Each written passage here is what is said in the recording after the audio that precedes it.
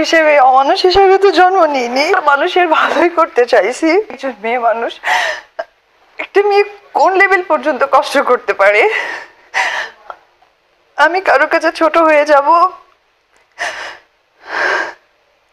আমাকে ছোট করা হবে, এটা আমার কাম্য ছিল না। এটা আমি সবসময়, আজকে আমার সবকিছু আমি আমার জীবন দিয়ে আগলায় রাখছি, তার বিনিময়ে ছোট্ট একটা সম্মান চাইছি, আর কিছু চাইনি।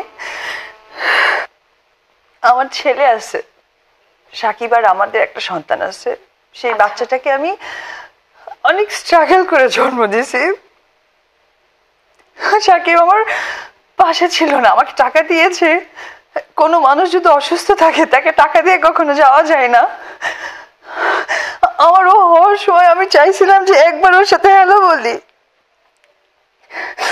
আমি কি অন্যায় করছিলাম? আমি তো সাকিবের ভালো চাই, এখনো চাই, আমি চেয়ে আসছি। আমি আমি নিজেকে অনেক সাফার করছি। ওর মা আছে, ওরও তো বোন আছে, তারাও তো মেয়ে মানুষ। তাদেরকে একবার জিজ্ঞেস করুক আমার মতো এরকম কষ্ট করে কিনা। আমার কি অন্যায়? আমি নায়িকা, আর আমার অন্যায় আমি সাকিবকে অনেক সাপোর্ট করেছি, এটা আমার অন্যায়? আমি অনেক সাপোর্ট করেছি, আমি 10 মাস আড়ালে গেছি, আমাকে নিয়ে অনেক বিদ্রূপ মন্তব্য হয়েছে, আমি গায়ে লাগাইনি। আমি জানি আমার সাকিবকে ঠিক রাখতে হবে।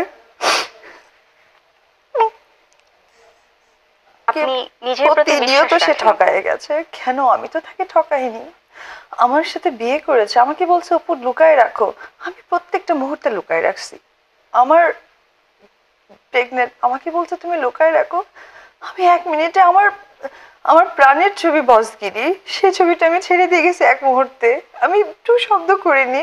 মানুষের ধৈর্য, স্ট্রাগল কত দূর হতে পারে।